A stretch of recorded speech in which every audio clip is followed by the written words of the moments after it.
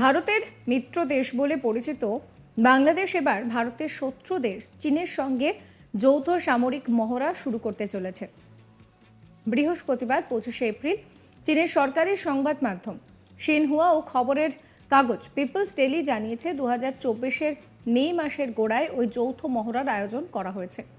ওই যৌথ মহড়ায় অংশ নিতে বাংলাদেশে যাবে চীনের পিপলস লিবারেশন আর্মির জওয়ানদের প্রতিনিধি দল।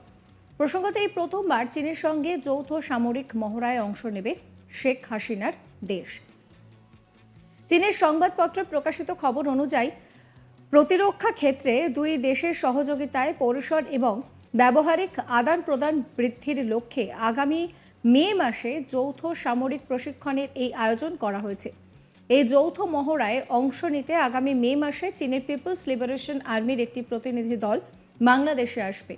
শত্রু দেশ বলে চীনের সঙ্গে বাংলাদেশ তার এই যৌথ মহড়াকে মোটেই ভালোভাবে দেখছে না ভারত। তবে গোটা বিষয়টা নিয়ে আপাতত ধীরে চলো নীতি এবং ওয়েট অ্যান্ড ওয়াচ মোডেই রয়েছে ভারতীয় বিদেশ মন্ত্রক। এখনো পর্যন্ত এই নিয়ে সংযত প্রতিক্রিয়ায় দিয়েছে ভারত।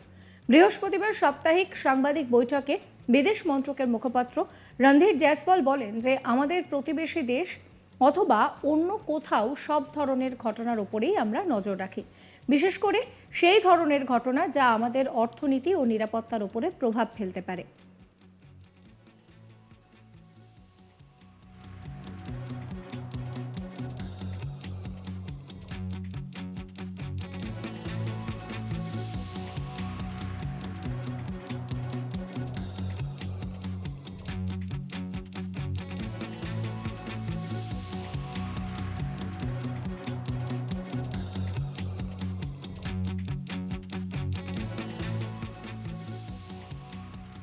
ভারতের মিত্র দেশ বলে পরিচিত বাংলাদেশ এবার ভারতের শত্রু দেশ চীনের সঙ্গে যৌথ সামরিক মহড়া শুরু করতে চলেছে।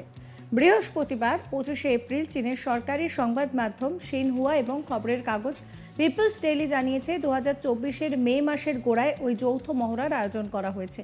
এই যৌথ মহড়ায় অংশ নিতে বাংলাদেশে যাবে চীনের পিপলস লিবারেশন আর্মির জওয়ানদের প্রতিনিধি দল।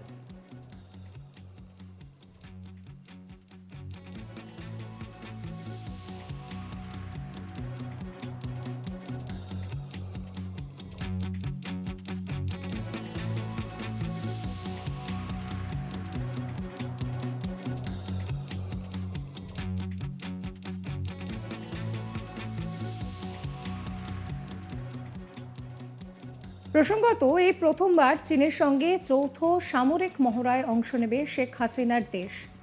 চীনের সংবাদপত্রে প্রকাশিত খবর অনুযায়ী প্রতিরক্ষা ক্ষেত্রে দুই দেশের সহযোগিতার পরিসর এবং ব্যবহারিক আদান প্রদান বৃদ্ধির লক্ষ্যে আগামী মে মাসে যৌথ সামরিক প্রশিক্ষণের এই আয়োজন করা হয়েছে। এই যৌথ সামরিক মহড়ায় অংশ নিতে আগামী মে মাসে চীনের পিপলস লিবারেশন আর্মির একটি প্রতিনিধি দল আসবে বাংলাদেশে। শত্রু দেশ বলে পরিচিত চীনের সঙ্গে বাংলাদেশের এই যৌথ মহড়াকে খুব একটা ভালো চোখে দেখছে না ভারত, সেটা আর বলার অপেক্ষা রাখে না।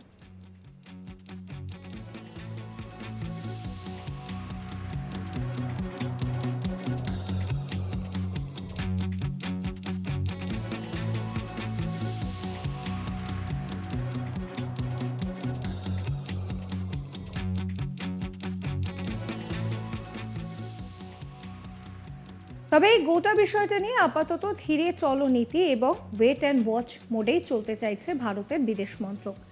এখনো পর্যন্ত এই নিয়ে সংযত প্রতিক্রিয়ায় মিলেছে ভারতের তরফে।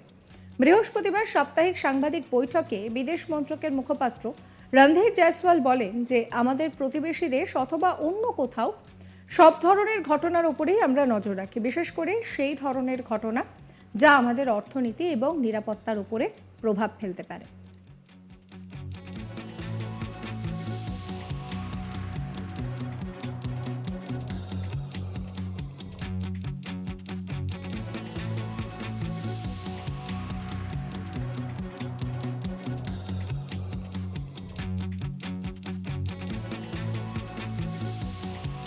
ভারতের বন্ধু দেশ বলে পরিচিত বাংলাদেশ এবার ভারতের শত্রু দেশ চীনের সঙ্গে যৌথ সামরিক মহড়ায় অংশ নিতে চলেছে।